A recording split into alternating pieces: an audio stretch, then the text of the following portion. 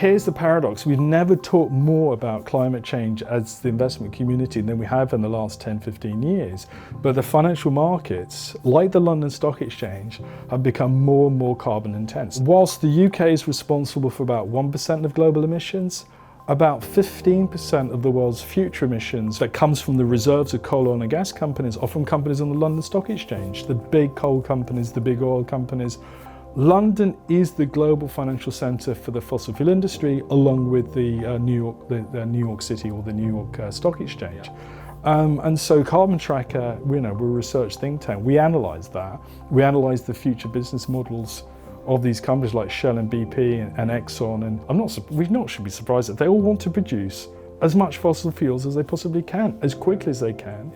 Regardless of the consequences for the planet or for the climate. And so our work has been used in two ways. One, by the divestment movement, or it's being used by big pension funds to try and hold companies like Exxon and Chevron to account with varying degrees of success, or trying to support the renewable energy revolutions. And we're probably best known for coining the phrase the carbon bubble, which is the stranded assets. Stranded assets, which are all the coal and oil and gas. But the world can't burn if we're to meet the goals of well below 2 degrees. And my job as working at Carbon Tracker is to try and use regulation and analysis to make sure that we hold back and change regulations and stop these companies from plundering people's pension funds to fuel this climate chaos that we're seeing in the world around us.